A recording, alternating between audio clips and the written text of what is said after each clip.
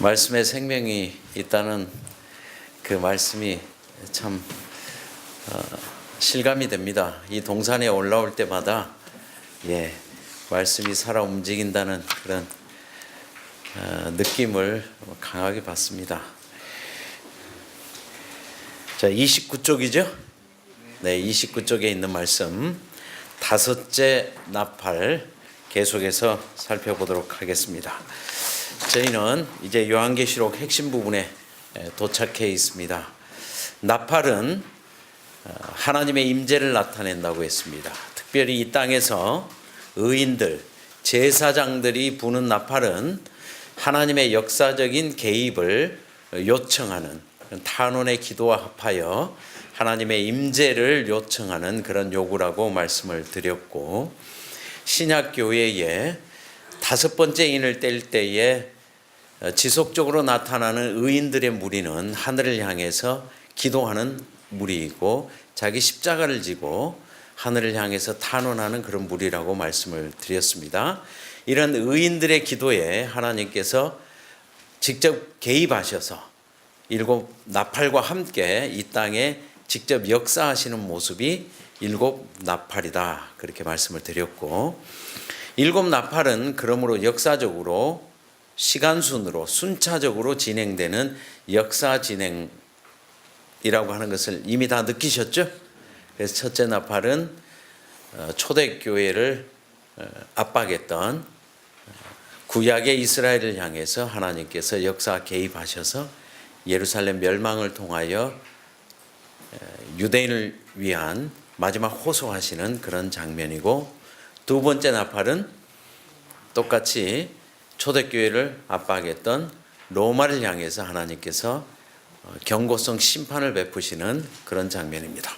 그럴지라도 아직 구원의 문은 여전히 활짝 열려 있는 그런 시기가 되겠습니다.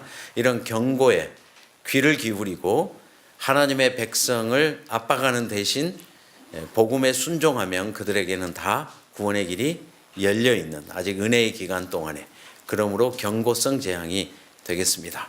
그러나 나팔이 점점 뒤로 가면 갈수록 이제 은혜의 문은 점점 닫혀지고 있다는 것을 이제 속히 알게 될 것입니다.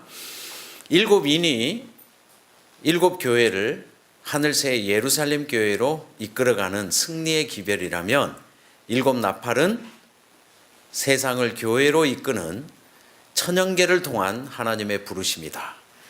언약의 백성에게는 언약의 축복과 저주로 교통하시지만 언약이 없는 세상 사람들에게는 천연계의 징조를 통하여서 하나님께서 부르고 계신다. 이 두 가지가 복합적으로 마치 삼겹줄이 이렇게 구조를 형성하는 것처럼 일곱 인과 일곱 나팔은 함께 구조를 형성하며 가고 있다 말씀을 드렸습니다. 세 번째 나팔은 로마 이후에 중세 가톨릭 교회가 역시 하나님의 진리를 오염시키고 하나님의 백성을 어렵게 하는 그러한 상태, 거기에 대해서 하나님께서 그들을 내어버려 두사 상당한 보응을 받게 하는, 그러므로 중세에 많은 사람이 죽게 되는 이 자체가 경고성 재앙이지 않습니까? 네 번째는 중세가 끝나고 종교 개혁이 오는 듯 했으나 많은 개신교회가 개신교 스콜라주의, 개신교 정통주의라고 하는 또 다른 어두움에 갇히게 되는 상태. 교회가 어두워졌을 때 세상도 역시 인본주의로 어두워지는 상태. 해달별이 어두워진다 말씀을 드렸고, 한마디로 말하면 하나님 중심의 신앙이 점점 흐려지고 인간 중심의 신앙으로 대체되는 시기가 네 번째 나팔이 불려질 때, 이 분위기는 세상 역사 마지막까지 끝까지 가는 것입니다. 끝까지 가는 것. 인본주의의 득세, 남방왕이 득세하는 이러한 흐름은 세상 역사 끝까지 가는 것입니다. 이제 다섯째 인을 뗄 때는 독수리의 경고와 함께 경고성 재앙은 화로 바뀌었습니다. 이제 마지막 때에 임박하였고 마지막 때에 서서히 문이 닫혀지고 있습니다. 이제 이 땅에는 경고가 아닌 화가 임하고 있습니다. 왜냐하면 사탄은 악의 영들이 갇혀 있는 무저갱을 열었습니다. 악의 영들이 활동하기 시작했습니다. 다섯 번째 나팔에서는 이 악의 영들이 입맞지 아니하는 자들을 사로잡는 모습이 기록되어 있습니다. 그렇다면 여섯 번째 나팔은 뭘까요? 입맞은 자들에게도 공격해 오는 시기가 여섯 번째 나팔이 되겠습니다. 자, 이제 또 하나의 문이 열리셨습니까? 네. 다섯 번째 나팔까지는 무저갱에서 올라온 악의 영들이 입맞지 아니한 세상 사람을 사로잡아가는 모습이고, 여섯 번째 나팔에서는 드디어 이 적그리스도 세력과 악의 영들과 무신론 사상이 연합해서 하나님의 백성을 공격해 오는 시기가 여섯 번째 나팔이 되겠습니다. 이제 다섯 번째 나팔 중간부터 다시 살펴보도록 하겠습니다. 29쪽 다섯 번째 슬라이드입니다. 저희는 이제 황충에 대해서 구약의 언어, 과거의 언어로 황충이 무엇인지를 살펴보고 있습니다. 무저갱에서 연기가 올라오며 연기 가운데 황충이 나타나서 사람들을 공격하는 모습이었습니다. 이 황충의 정체를 구약의 언어로 살펴보도록 하겠습니다. 요엘서 1장 3절과 4절의 말씀입니다. 읽도록 하겠습니다. 너희는 이 일을 너희 자녀에게 말하고 너희 자녀는 자기 자녀에게 말하고 그 자녀는 후세에 말할 것이니라. 팔중이가 남긴 것을 메뚜기가 먹고 메뚜기가 남긴 것을 느치가 먹고 느치가 남긴 것을 황충이 먹었도다. 네, 메뚜기가 이스라엘의 푸른 것들, 수목들을 다 없애는 그러한 메뚜기 재앙이 되겠습니다. 지금 다섯째 나팔이 불려질 때에 나타나는 황충들은 분명히 요엘서에서 인용된 것들입니다. 그러므로 우리는 요엘서에서 이 메뚜기들이 무엇을 의미하는지를 파악하고 이것이 다시 요한계시록에 인용되었을 때 어떤 의미가 있는가를 우리는 문맥 중에서 우리는 확정해야 할 것입니다. 1장 6절 이하부터 보시면 다른 한 민족이 내 땅에서 올라왔음이로다. 그들은 강하고 수가 많으며 그 이빨은 사자의 이빨 같고 그 어금니는 암사자의 어금니 같도다. 그들이 내 포도나무를 멸하며 내 무화과나무를 긁어 말갛게 벗겨서 버리니 이 모든 가지가 하얗게 되었도다. 그런데 이 메뚜기는 단순한 메뚜기가 아닌 것처럼 보입니다. 이민족이라고 해서 한 민족을 가리키고 있는 것을 알 수가 있고, 이 메뚜기를 묘사하고 있는 사자, 어금니 이러한 것들이 지금 요한계시록 9장에 그대로 인용되고 있다는 것을 아실 수가 있겠지요. 그러므로 요엘 1장 이곳에 나타나는 메뚜기와 지금 다섯째 나팔에 나타나는 메뚜기는 긴밀하게 연결되어 있다는 것을 알 수가 있습니다. 이제 계속해서 요엘 2장 11절과 12절 말씀을 또 읽겠습니다. 여호와께서 그의 군대 앞에서 소리를 지르시고 그의 진영은 심히 크고 그의 명령을 행하는 자는 강하니 여호와의 날이 크고 심히 두렵도다. 당할 자가 누구이랴. 여호와의 말씀에 너희는 이제라도 금식하고 울며 애통하고 마음을 다하여 내게로 돌아오라 하셨나니. 네, 감사합니다. 자, 이 메뚜기는 군대로 지금 다시 표현되고 있는 것을 알 수가 있습니다. 메뚜기, 이 황충들이 군대로 언급되고 있습니다. 그런데 이 군대를 진두지휘하는 사령관이 있습니다. 누구시죠? 여호와 하나님입니다. 여러분 기억하시나요? 그러나 다섯째 나팔에서는 이 메뚜기 군대들에게 임금이 있습니다. 그는 누구였습니까? 무저갱의 사자인데 히브리음으로 아바돈이요, 헬라음으로는 아볼론이더라 라고 했지 않습니까? 그러니까 요엘서의 메뚜기는 여호와 하나님께서 직접 진두지휘하십니다. 그러나 이제 사탄이 무저갱 열쇠를 받아서 무저갱에서 악의 영들을 끌어올려서 지금 활동하고 있는 메뚜기는 사탄이 진두지휘하고 있는 것입니다. 상황이 얼마나 급박하게 바뀌고 있다는 것을 아실 수 있겠지요. 그래서 상황은 요엘서와는 다른 상황으로 굉장히 어두워진 상황으로 진행되고 있다는 걸 알 수가 있겠습니다. 요엘 2장 19절 이하입니다. 또 읽어주시겠습니다. 내가 너희에게 곡식과 새 포도주와 기름을 주리니 너희가 이로 말미암아 흡족하리라. 내가 다시는 너희가 나라들 가운데서 욕을 당하지 않게 할 것이며 내가 북쪽 군대를 너희에게서 멀리 떠나게 하여 메마르고 적막한 땅으로 쫓아내리니 그 앞에 부대는 동해로 그 뒤에 부대는 서해로 들어갈 것이다. 감사합니다.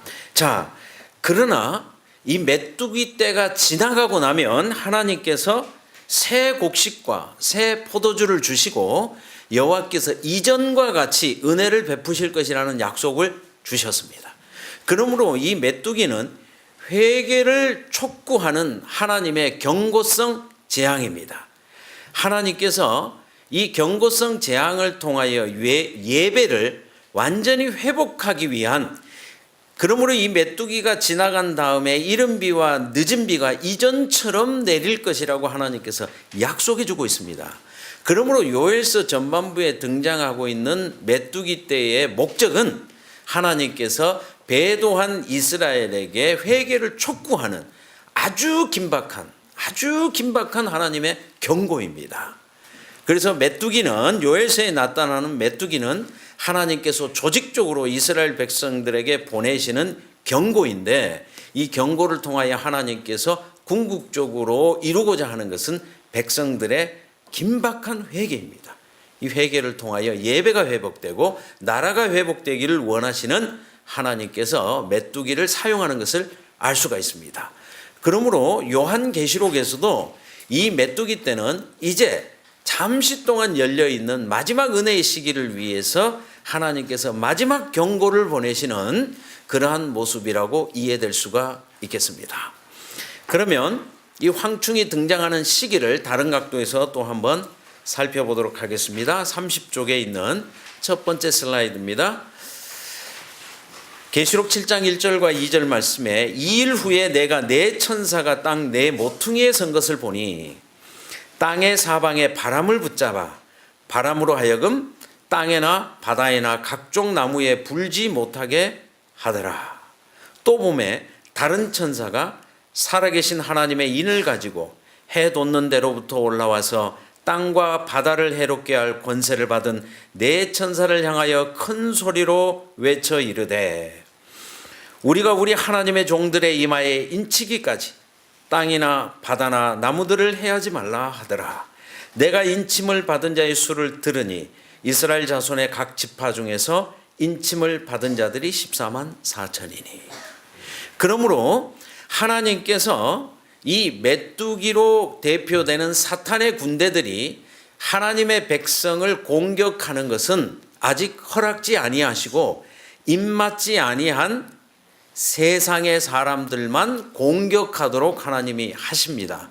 그러나 이 말씀을 조금 더 깊이 생각하시면 인치는 사업이 끝나면 메뚜기는 하나님의 백성을 공격할 수 있다라고 하는 것을 알 수 있겠습니다. 왜냐하면 인치기까지라는 말은 그 후에는 그 행동이 가능하다는 것을 암시해 주고 있습니다.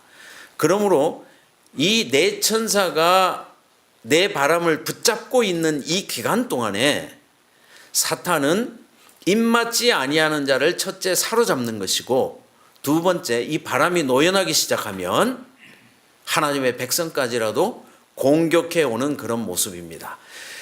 요엘서에서도 수목을, 푸른 것을 다 말갛게 벗겨서 죽게 만들고 양식을 다 없게 하고, 그러므로 하나님께 드릴 제물이 없고 성전이 문을 닫는 이런 모습이 등장하는 것처럼 여기 계시록 7장에서도 수목을, 푸른 풀을 해할 권세를 가진 바람이라고 동일하게 이야기하고 있는 것을 알 수가 있겠습니다. 또 황충의 등장 시기를 다른 각도에서 살펴보겠습니다. 계시록 11장 3절, 6절, 7절의 말씀을 읽겠습니다. 내가 나의 두 증인에게 권세를 주리니 그들이 굵은 베옷을 입고 1260일을 예언하리라. 그들이 권능을 가지고 하늘을 닫아 그 예언을 하는 날 동안 비가 오지 못하게 하고 그들이 그 증언을 마칠 때 무적행으로부터 올라오는 짐승이 그들과 더불어 전쟁을 일으켜 그들을 이기고 그들을 죽일 터인즉. 네, 감사합니다. 자, 요한계시록 11장에서는 이 무적행에서 올라온 짐승이라고 표현해 주고 있고, 이 무적행에서 올라오는 짐승은 1260일이 끝난 후에 이 짐승이 올라온다는 것을 알 수가 있겠습니다. 그러므로 저희가 생각했던 것보다는 비교적 자세하게 마지막 때에 관한 신호가 굉장히 성경에 많이 있다는 걸 알 수가 있습니다.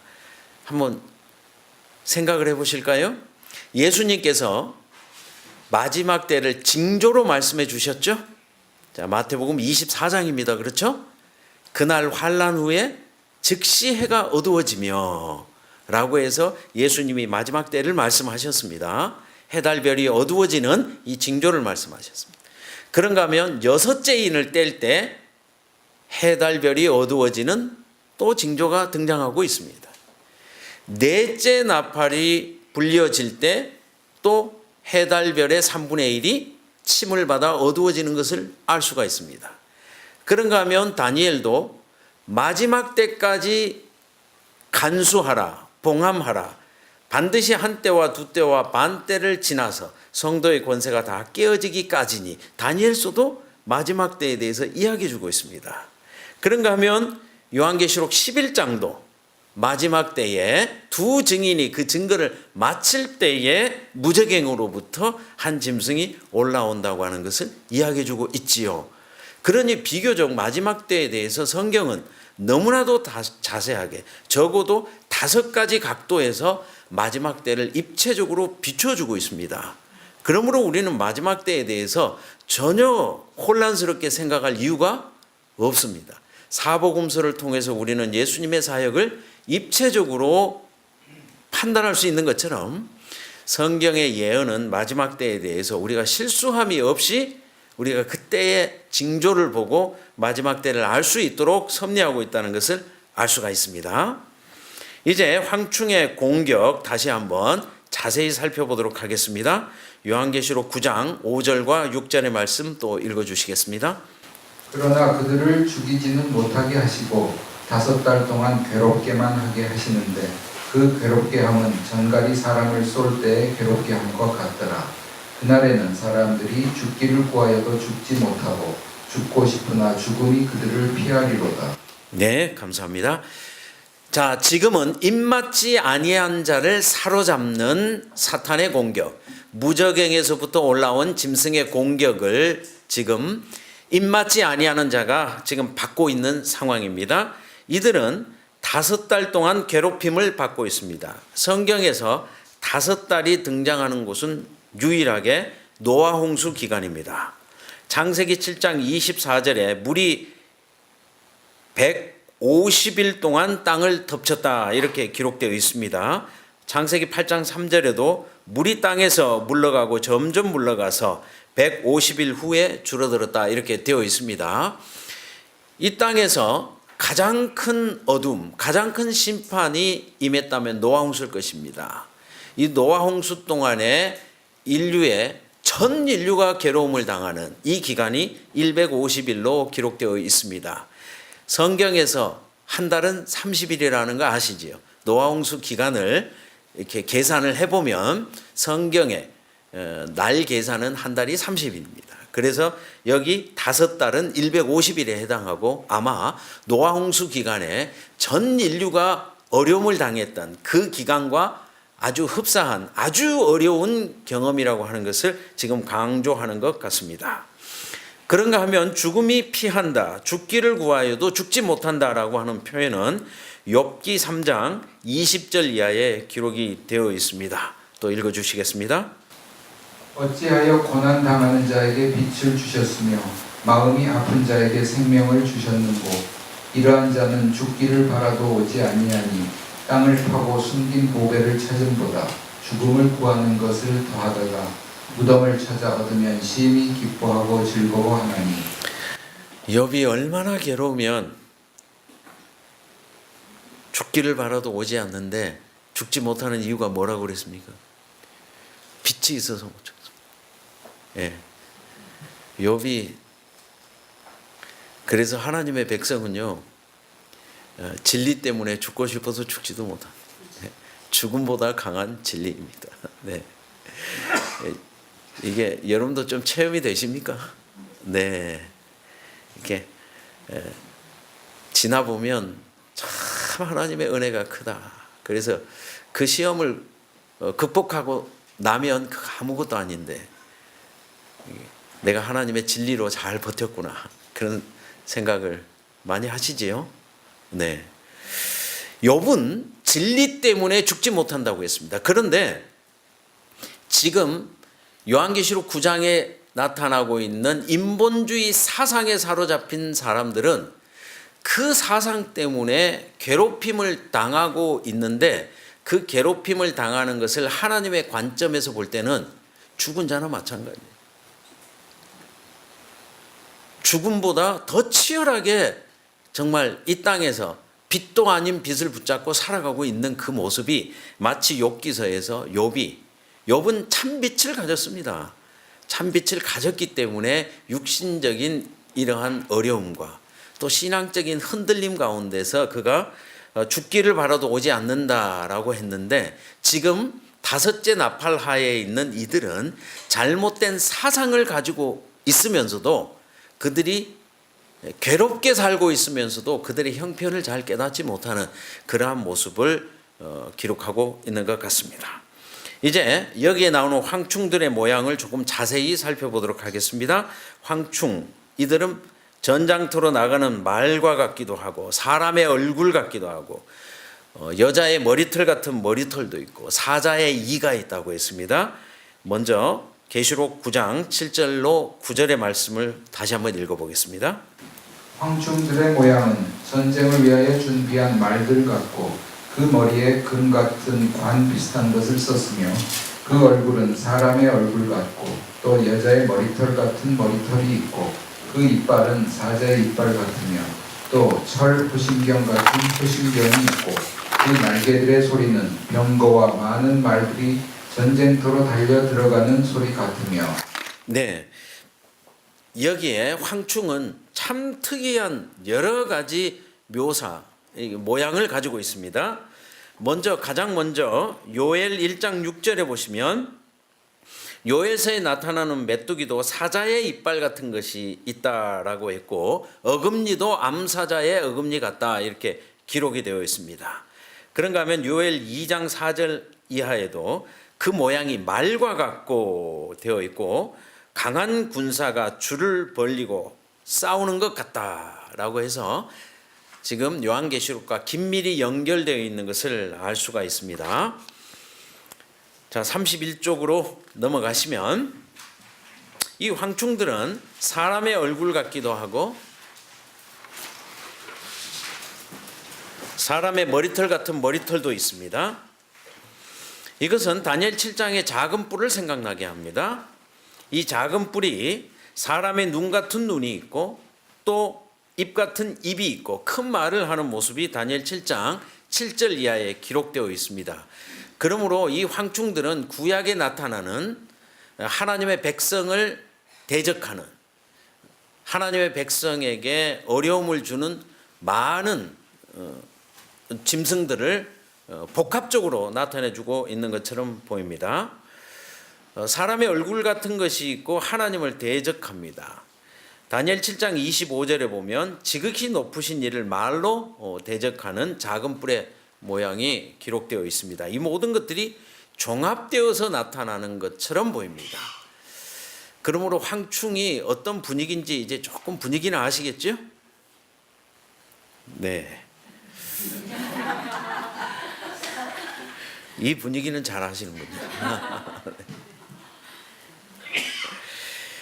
자, 이제 황충은 그만하시고요. 이제 여러분들이 구약의 언어를 통하여 요한계시록을 이해하는 이 방법에 어느 정도 익숙하시지요? 네, 이제 여자의 머리털 같은 머리털이 있다고 했습니다. 여자의 머리털에 대해서 과거의 언어로 한번 살펴보겠습니다. 민수기 6장 2절과 5절을 읽어주시겠습니다. 남자나 여자가 특별한 서원 곧 나시린의 서원을 하고 자기 몸을 구별하여 여호와께 드리려고 하면 그 서원을 하고 구별하는 모든 날 동안은 삭도를 절대로 그의 머리에 대지 말 것이라. 자기 몸을 구별하여 여호와께 드리는 날이 자기까지 그는 거룩한즉 그의 머리털을 길게 자라게 할 것이며. 네, 여기 여자의 머리털 같은 머리털이 있다는 표현은 구약의 나시린 서약을 생각나게 합니다. 그래서 구약에서 하나님을 향하여 자신을 구별할 때, 나시린 서약을 할 때 그들은 머리털을 밀지 아니하고 길게 길렀습니다. 우리가 가장 잘 알고 있는 인물이 누구지요? 삼손이죠. 예, 삼손이지 않습니까? 여기에 나와 있는 황충이 여자의 머리털 같은 머리털이 있다는 것입니다. 그러므로 이 인본주의 사상에 사로잡힌 자들은 마치 구약의 하나님의 나시린이 하나님을 향해서 전적으로 헌신하는 것처럼 이 인본주의 사상도 아주 강력한 힘으로 사람들을 사로잡고 헌신하게 하는 힘이 있다고 하는 것입니다. 여러분, 이런 힘을 좀 느끼시나요?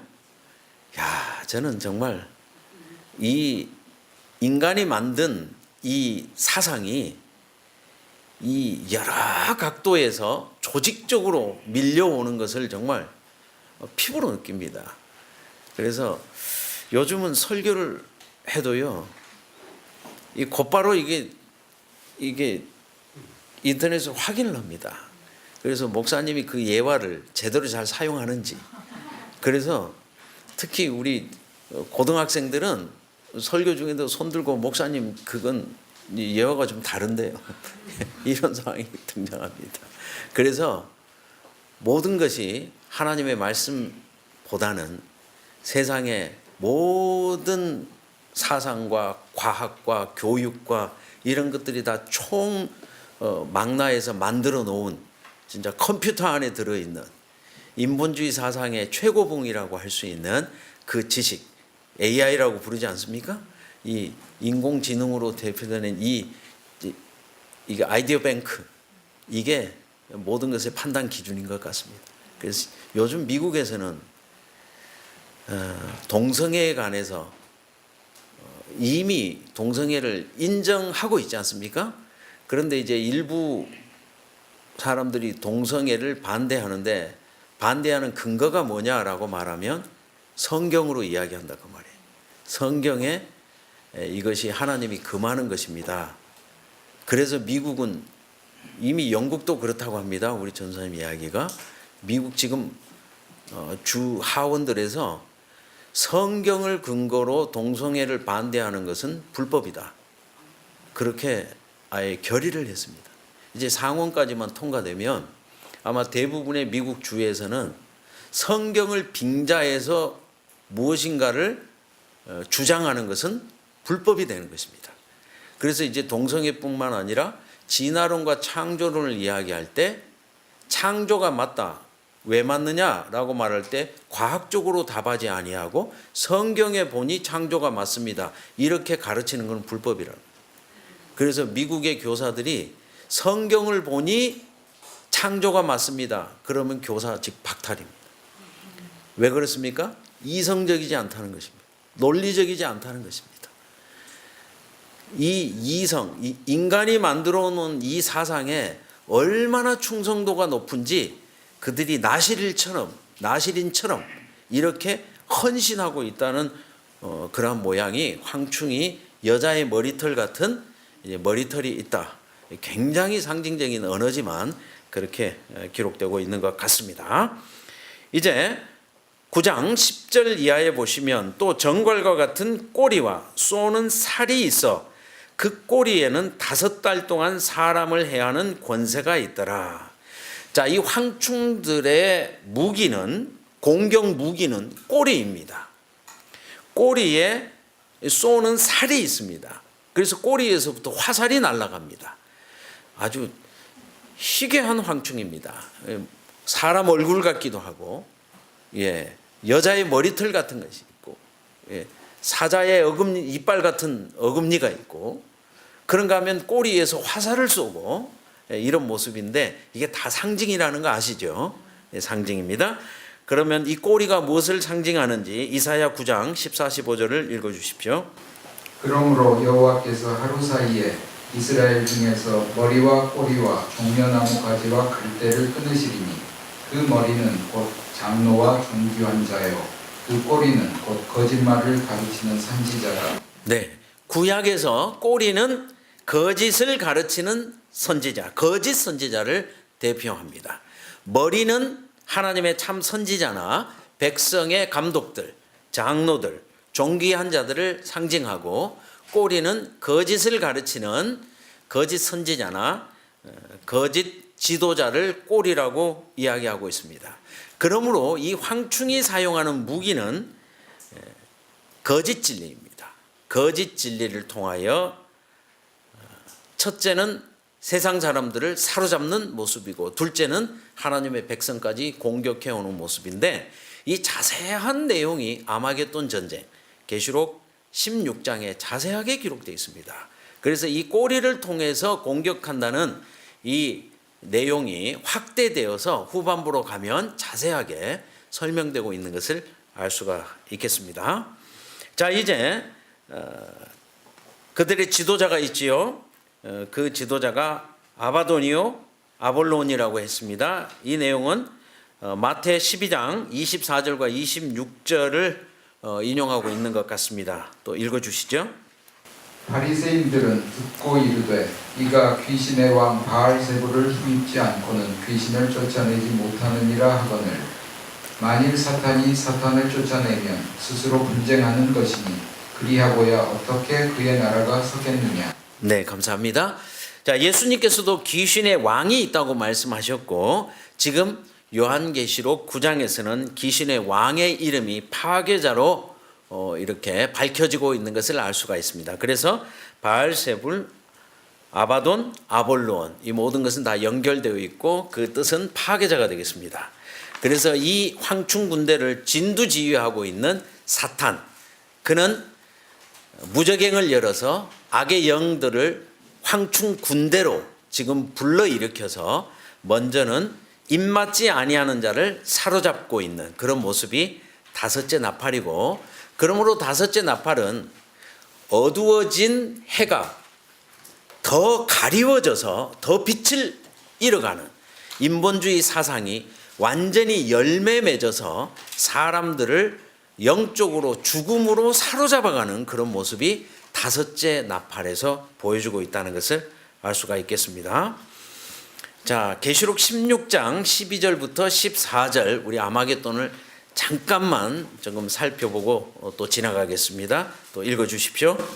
또 여섯째 천사가 그 대접을 큰 강 유브라데에 쏟으매 또 내가 보매 개구리 같은 새 더러운 영이 영의 입과 짐승의 입과 거짓 선지자의 입에서 나오니 그들은 귀신의 영이라 이적을 행하여 온 천하 왕들에게 가서 하나님 곧 전능하신 이의 큰 날에 있을 전쟁을 위하여 그들을 모으더라. 감사합니다. 후반부에 가서는 이 꼬리를 통하여 하나님의 백성까지라도 공격해 오는 이 황충의 무기가 조금 자세하게 설명되고 있습니다. 이 악의 세력들은 용의 입과 짐승의 입과 거짓 선지자의 입에서 거짓을 바라는 것인데, 이들은 귀신의 영으로 이야기되고 있습니다. 이들은 무저갱에서 올라온 악의 영들의 집결체이고, 이들은 거짓을 가지고 진리의 백성을 공격하는 이런 모습이 아마겟돈 전쟁의 무기들이 되겠습니다. 하나님의 백성은 진리의 말씀을 가지고, 또 거짓의 연합체는 이처럼 개구리같이 새 더러운 영이 거짓을 가지고 공격해오는 그런 것을 볼 수가 있겠습니다.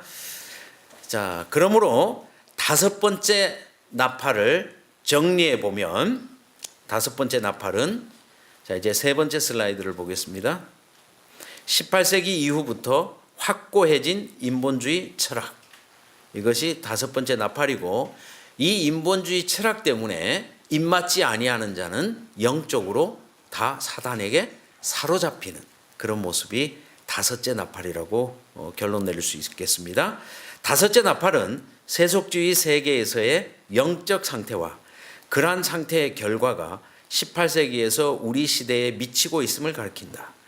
한스 라놀델이 유명한 우리 계시록을 연구하신 본교회 목사님이시죠. 한스 K 라놀델이 설명하듯이 전통적인 하나님 중심의 신학이 사람은 자기 자신에게만 책임을 진다는 인간 중심의 철학으로 대체되었다.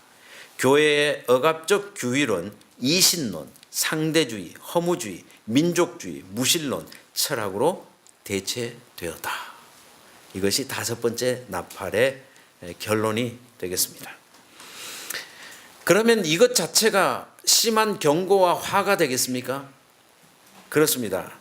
두 번째 슬라이드처럼 로마서 1장 26절 이하에서 하나님께서 그들을 내어버려 두사 상당한 보응을 받게 하시는 것입니다. 그러므로 내어버려 두셔서 그들이 영적으로 괴로움을 당하고 죽어가는 이러한 모습이 그 자체로서 경고가 되는 것이고 화가 되는 것이죠. 그래서 첫째, 둘째 나팔에서는 하나님이 적극적으로 이스라엘을 멸망시키고 로마를 멸망시키지만 이제 셋째 나팔부터는 그냥 내어버려 두는 자체가 경고가 되는 것입니다. 그들 스스로에게 상당한 보응이 오기 때문에 그런 것이죠. 이것을 좀 잘 이해하셔야 되는데, 네, 제가 이것을 깨닫는데 몇 달 걸렸습니다. 네, 이게 나라의 멸망이면 계속해서 멸망이 와야 되는데 멸망이 오지 않는 거예요. 그래서 이게 왜 멸망이 오지 않을까 고민을 많이 했는데, 여러분은 뭐 제가 깨달은 기쁨처럼 그렇게 기쁨은 없으신 것 같습니다. 네. 자, 지금까지 복습을 해보겠습니다. 네 번째 슬라이드입니다. 첫째 나팔은 배도한 구약 이스라엘을 심판하시는 하나님의 경고. 둘째 나팔은 로마 제국을 심판하시는 하나님의 경고. 셋째 나팔은 신약 교회의 배도, 중세 교회를 내어버려 두시는 하나님의 경고. 넷째 나팔은 현대 인본주의, 세속주의와 그 결과. 다섯째는 황충군대가 세속을 공격하여 사로잡는 모습. 이것이 지금 다섯째 나팔까지의 모습이 되겠습니다. 자, 이제 여섯째로 옮겨도 되겠습니까? 네. 이제 제 10강입니다. 여섯 번째 나팔의 제목은 여섯째 나팔과 유브라데스 강을 넘어오는 짐승. 자, 이제 특이한 것은 유브라데스 강을 넘어온다는 것이죠. 이 황충 군대가 유브라데스 강을 넘어오는 것이 여섯 번째 나팔입니다. 결과적으로 말씀드리면 지금 바람은 서서히 놓이기 시작했습니다. 내 천사가 내 바람을 붙잡고 있죠. 바람은 놓이기 시작했고 사탄의 군대는 공격을 시작했습니다. 그런데 지금까지는 입맞지 아니한 자만 공격했죠. 그런데 이제 황충 군대는 유브라데스 강을 넘어오는 것입니다. 유브라데스 강은 고대의 이스라엘과 바벨론의 경계선입니다. 그러므로 바벨론과 아시리아의 군대들이 유브라데스 강을 넘어온다는 것은 하나님의 백성을 침입해 온다는 것을 뜻하는 것입니다. 그래서 이미 내 바람은 노연하기 시작했고 유브라데스 강에 묶여있던 황충 군대는 유브라데스 강을 넘어와서 이제 입맞은 자라도 공격해 오는 모습이 여섯째 나팔이 되겠습니다. 그러니까 분위기는 넷째, 다섯째, 여섯째는 같은 분위기로 가는 것입니다. 인본주의 사상이 세상을 사로잡고 있는 그런 모습인데 사탄은 황충 군대를 이용해서 점점 하나님의 백성에게 접근해 오는 이런 모습, 그것이 인본주의 사상과 그 다음 무적행에서 올라온 악의 영들을 통하여서 하나님의 백성을 공격해 오는 그런 모습이고 이것이 바로 내 바람입니다. 내 바람. 내 바람이 점점 입맞은 자에게 가까이 접근해 오는 모습이 넷째, 다섯째, 여섯째 나팔에서 심화되어 나타나고 있다는 것을 알 수가 있겠습니다. 그러므로 넷째 나팔에서는 마지막 때가 시작되었고 해달별이 어두워지는 징조가 나타나면서 하나님 백성에게는 마지막 때에 양식이 공급되고 사탄의 백성은 해를 더 어둡게 하고 인본주의 사상을 현대 인본주의 사상을 완전히 체계화시키고 거기에 무적행에서 올라온 황충군대를 연합시켜서 하나님의 마지막 백성과 전쟁하려는 이런 모습이 넷째, 다섯째, 여섯째에서 점진적으로 이루어지고 있는 것을 알 수가 있겠습니다. 네. 자, 이제 여섯째 나팔 계시록 9장 13절로 15절의 말씀 또 읽어주시겠습니다. 여섯째 천사가 나팔을 불매 내가 들으니 하나님 앞 금제단 내 불에서 한 음성이 나서 나팔 가진 여섯째 천사에게 말하기를 큰 강 유브라데에 결박한 네 천사를 놓아주라 하매 네 천사가 놓였으니 그들은 그 년 월 일시에 이르러 사람 3분의 1을 죽이기로 준비된 자들이더라. 감사합니다. 자, 이제 또 머릿속으로 계시를 상상하셔야 되겠죠? 항상 요한계시록을 연구하실 때 첫 번째 학습은 계시를 상상하는 것입니다. 요한은 계시를 글로 적었습니다. 역으로 우리는 글을 읽고 계시를 상상해야 됩니다. 이해되셨죠? 예. 어디 부딪힌 사람처럼 멍하니 계시면 안 됩니다. 예. 예. 저는 집중을 하고 있습니다. 여러분도 집중을 해 주셔야 됩니다. 네. 네? 자, 이제 하늘 성전에서는 여섯 번째 천사가 나팔을 불었습니다. 이 땅에서는 하나님 앞 금제단 네 뿔에서 음성이 들렸습니다. 참 어려운 장면이죠. 자, 제단은 성전 안에 제단은 둘이 있습니다. 바깥에 있는 번제단은 놋제단입니다. 첫째 칸에 있는 분향단은 금제단입니다. 그러니 여기 금제단이라고 했으니 분향단이겠죠.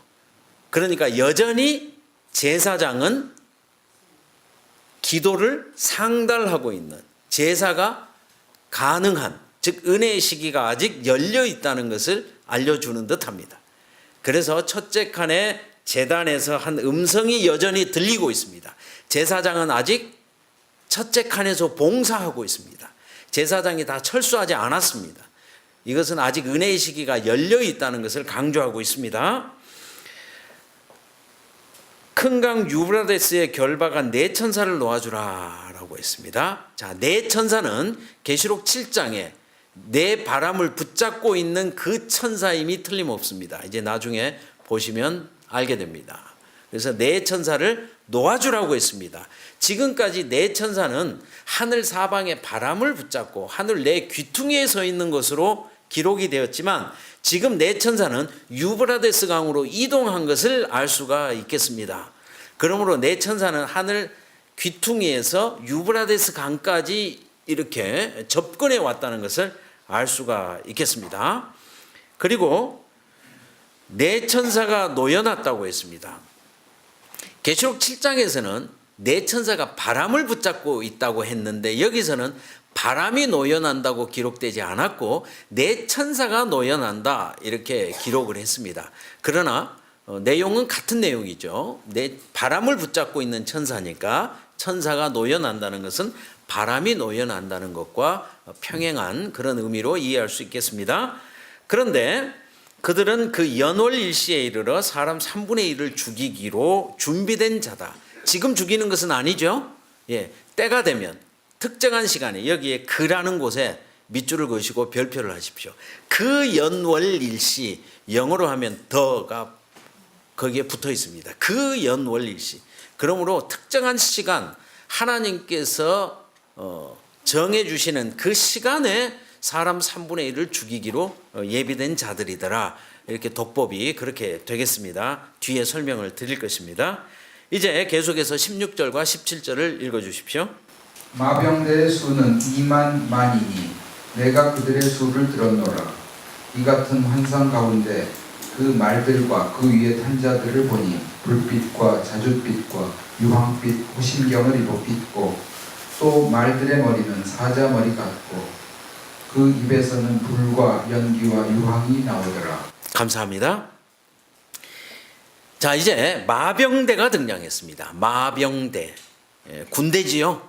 군대. 그런데 마병대를 묘사하고 있는 묘사.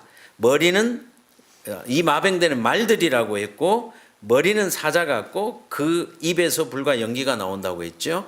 그래서 말들인데 머리가 사자 같다. 앞에 나온 황충 군대와 같다는 것을 느낄 수가 있습니다. 그래서 다섯 번째 나팔에서는 이들이 황충으로 언급되고 있지만 여섯 번째 나팔에서는 마병대로 언급되고 있습니다.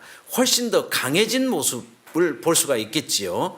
왜냐하면 다섯 번째에서는 사탄의 영들이 입맞지 아니한 자를 사로잡았지만 이제는 사탄의 군대에 그 인본주의 사상을 가진 사람들, 세속의 사람들도 함께 연합을 해서 하나님의 백성을 공격해 오는 모습이기 때문에 사탄의 군대는 훨씬 더 강력해졌습니다. 이해가 되셨습니까? 이제 사탄은 적그리스도 세력과 무신론 세력을 연합해서 하나님의 백성을 공격해 오는 것입니다. 그래서 이들의 모습이 훨씬 더 강력한 황충에서부터 시작이 되었지만 그 군대는 황충을 공격할 때보다 훨씬 더 강한 모습을 지니고 있다는 것을 알 수가 있습니다. 그래서 이들은 마병대이고 이들이 여러 가지 지금 자줏빛, 유황빛, 호심경이 있고 불과 연기와 유황이 그 입에서 나오는 이런 모습을 볼 수가 있습니다. 구약에서 이런 불과 연기와 유황은 하나님이 심판하실 때 꺼지지 않는 불로 심판하실 때 불과 연기와 유황을 통해서 심판하시는 모습이니까 이 마병대가 입에서 토해내는 이 불과 연기와 유황은 아주 최종적인 어떤 심판과 같은 아주 강력한 무기임을 이렇게 강조하고 있습니다. 이제 또 9장 18, 19절을 읽겠습니다. 이 세 재앙 곧 자기들의 입에서 나오는 불과 연기와 유황으로 말미암아 사람 3분의 1이 죽임을 당하니라. 이 말들의 힘은 입과 꼬리에 있으니 꼬리는 뱀 같고 또 꼬리에 머리가 있어 이것으로 해하더라. 네, 감사합니다. 자, 아주 또 희귀한 그런 이제 모습이죠. 근데 여기에 있는 모든 것이 다 상징이라고 하는 것을 아시겠죠? 예, 이 마병대의 입에서 불과 연기와 유황이 나옵니다. 그런데 이 말들은 그 힘이 입과 꼬리에 있습니다. 황충은 꼬리에 있었습니다. 그런데 이 마병대는 입과 꼬리에 있습니다. 읽으신 것처럼 계시록 16장에 보면 개구리같이 새 더러운 영이 입에서부터 거짓을 토해내지요. 예, 그래서 이 마병대는 꼬리뿐만 아니라 입에도 기운이 있다 이렇게 되어 있고 그 꼬리는 뱀 같고 꼬리에 또 머리가 있다 이렇게 되어 있습니다. 뱀은 뭐 잘 아시겠고 그런데 거기에 또 머리가 있다 이렇게 되어 있습니다. 상당히 기괴한 그런 모습이죠. 말은 말인데 입에서는 불과 같은 것이 나오고 또 꼬리에 또 머리가 달려 있고 이런 아주 기괴한 그런 말의 모습입니다. 이것을 그대로 해석하시면 안 되고 다 상징적인 구약의 언어로 해석해야 된다는 것 잘 아시겠습니다. 이제 마지막으로 20절과 21절을 또 읽어주시죠. 이 재앙에 죽지 않고 남은 사람들은 손으로 행한 일을 회개하지 아니하고 오히려 여러 귀신과 또는 보거나 듣거나 다니거나 하지 못하는 금, 은, 동과 목석의 우상에게 절하고 또 그 살인과 복술과 음행과 도둑질을 회개하지 아니하더라. 네, 감사합니다. 여기서 중요한 것은 이 재앙에 죽지 않고 남은 사람들이 있습니다. 남은 사람들. 이 남은 사람들은 회개하나요? 회개하지 아니하고 자, 이 말에 밑줄을 그으셔야 됩니다. 회개하지 아니하고. 자, 무슨 느낌인가요? 아무리 강력한 경고를 주어도 더 이상 회개할 사람이 없다. 즉 은혜의 시기가 끝나는 느낌입니다. 자, 은혜의 시기가 끝나는 느낌입니다. 불과 연기와 유황은 최종적인 심판을 암시하는 그러한 단어들입니다. 이런 최종적인 재앙에도 불구하고 죽지 않고 살아남은 자들은 더 이상 회개하지 않는다. 이제는 하나님께서 더 이상 호소할 방법이 없는 것처럼 보인다 그 말입니다. 그들이 보거나 듣거나 다니거나 하지 못하는 금, 은, 동, 목석, 우상에게 절한다. 바벨론의 마지막 장면이죠. 다니엘 5장에 바벨론이 무너질 때에 바벨론의 왕들과 귀인들이 금은 목석에게 절하고 우상에게 절하고 잔치하는 그날 밤을 지금 생각나게 합니다. 그래서 세상의 마지막 장면처럼 느껴집니다. 구약의 마지막 장면이 지금 여기에서 인용되고 있습니다. 그러므로 거의 은혜의 시기는 끝나가고 있다는 것을 여섯 번째 나팔은 알려주고 있는 것 같습니다. 자, 이제 도표를 통해서 황충 군대와 여기 마병대를 비교해 보겠습니다. 다섯 번째 나팔에서는 황충이 나타났고 여섯 번째 나팔에서는 마병대가 나타났습니다. 그런데 이 둘은 굉장히 많은 평행을 이루고 있습니다. 첫째로 이들은 전쟁을 위해서 예비되었다라고 했습니다. 이들은 무저갱에서 올라온다고 되어 있습니다. 그런데 이들이 유브라데스 강을 넘어오는 것으로 또 기록이 되어 있습니다. 양쪽 다 호심경이 있습니다. 흉배가 있습니다. 양쪽 다 꼬리에 권세가 있습니다. 양쪽 다 사자의 이빨 같은 것이 있고 사자의 머리 같은 것이 있어서 사자의 모양같이 생겼습니다. 그러므로 다섯 번째 황충 군대와 여섯 번째 마병대는 같거나 아주 비슷한 같은 계통의 그러한 세력임을 우리가 알 수가 있겠습니다. 자, 여기까지가 개략적으로 살펴본 내용이고 이제 하나씩 좀 주석하면서 해석을 해보겠습니다. 계시록 8장 3절과 4절입니다. 읽어주시겠습니다. 또 다른 천사가 와서 그 제단 곁에 서서 금향로를 가지고 많은 향을 받았으니 이는 모든 성도의 기도와 합하여 보좌 앞 금제단에 드리고자 합니다. 장면이 성도의 기도와 함께 천사의 손으로부터 하나님 앞으로 올라가는지라. 네, 여섯 번째 나팔이 불려질 때에 한 음성이 들렸습니다. 하나님 앞 금제단의 넷불에서 나팔 가진 여섯째 천사에게 말하기를 큰 강 유브라데에 결박한 네 천사를 놓아주라 라고 하는 음성이 들렸습니다. 그런데 이 금제단은 나팔이 시작될 때 가장 먼저 서론적으로 등장했던 모습이 금제단이었습니다.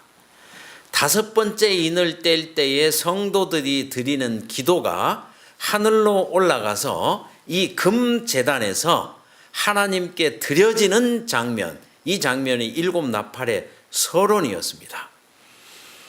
이 금제단에서 여전히 음성이 들리고 있는데 유브라데스에 결박한 네 천사를 놓아주라라는 음성이 들린다는 것은 아직까지는 성소 안에서 봉사가 진행되고 있지만 놓아주라는 말은 이제 봉사가 거의 다 끝나가고 있다는 것을 알 수가 있습니다. 그래서 아직까지 제사장은 성소 안에 있지만 유브라데스에 결박한 네 천사를 놓아주라는 말은 인치는 사업이 거의 다 끝났고 이제 인치는 사업이 끝났으므로 유브라데스를 넘어와서 하나님의 백성에게 공격하는 그 마병대가 지금 넘어올 수 있도록 한 음성이 바래지고 있는 그런 모습을 볼 수가 있습니다. 그러므로 여섯 번째 나팔이 불려질 때는 세상 역사 마지막 은혜의 시기가 이제 끝나가려고 하는 바로 그 정점에 여섯 번째 나팔이 불려지고 있다는 것을 알 수가 있겠습니다. 그렇다면 유브라데스 강은 무엇을 상징하는지 창세기 15장 18절을 또 읽어주십시오. 그날에 여호와께서 아브라함과 더불어 언약을 세워 이르시되 내가 이 땅을 애굽 강에서부터 그 큰 강 유브라데까지 내 자손에게 주노니. 네, 유브라데스는 하나님께서 이스라엘에게 허락하신 영토의 경계선입니다. 남쪽으로는 애굽으로부터 북쪽으로는 유브라데스까지 하나님께서 아브라함에게 땅을 주셨습니다. 그렇기 때문에 유브라데스는 하나님 백성의 경계선이고, 이사야 8장 7절과 8절에도 보시면 내가 흉룡하고 창이란 큰 하수 곧 아수르 왕과 그의 모든 위력으로 그들을 뒤덮을 것이라. 그 모든 골짜기에 차고 모든 언덕에 넘쳐 흘러 유다에 들어와서 가득하여 목까지 미치리라. 그러므로 아수르의 창이란 물이 유브라데스 강을 넘어와서 이스라엘을 뒤덮는다는 것은 아수르의 군대들이 이스라엘을 침략해 온다는 것을 의미하는 것입니다. 그래서 유브라데스 강은 이스라엘과 이방의 경계선이었고, 군대가 물이 유브라데스 강을 넘어온다는 것은 이스라엘로 침략해 들어온다는 것을 상징한 것입니다.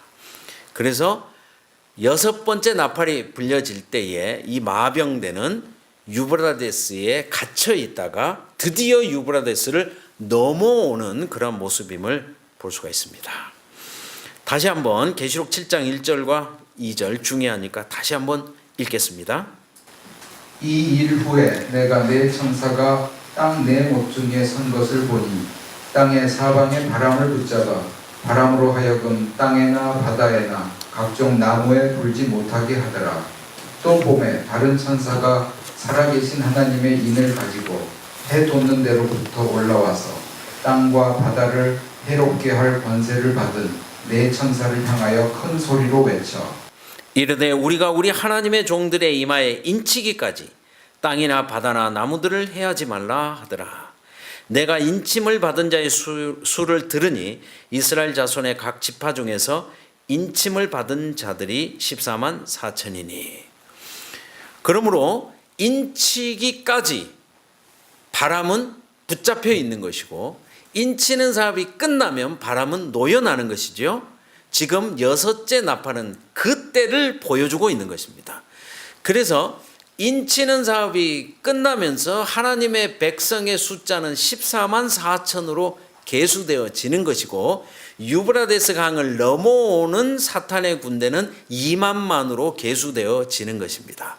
그러므로 하나님의 인치는 사업과 하나님의 백성이 계수되는 일, 그리고 사탄의 군대가 2만만으로 계수되어지고 입맞은 백성을 공격해 오는 일, 이 두 가지가 지금 만나고 있다는 것을 알 수가 있겠습니다. 그래서 여기 네 천사는 네 바람을 붙잡고 있는 천사라고 하는 것을 알 수가 있고, 양쪽 다 숫자가 계수되어지고 그 소리를 듣는 그런 모습을 볼 수가 있겠습니다. 성경에서 바람은 전쟁이나 하나님의 심판을 상징한다는 것 잘 아시죠? 이사야 66장 15, 16절 읽어보겠습니다. 여호와께서 불에 둘러싸여 강림하시리니 그의 수레들은 회오리 바람 같으리로다. 그가 혁혁한 미세로 노여움을 나타내시며 맹렬한 화염으로 책망하실 것이라. 심판을 베푸신즉 여호와께 죽임 당할 자가 많으리니. 네, 하나님께서 회오리 바람을 보내겠다고 했습니다. 이 회오리 바람은 심판이라고 설명해 주고 있습니다. 다니엘 7장 2절에도 내가 밤에 환상을 보았는데 하늘에 내 바람이 큰 바다로 몰려들더니, 또 다니엘서는 이것을 큰 전쟁이라고 해석해 주고 있는 것을 알 수가 있습니다.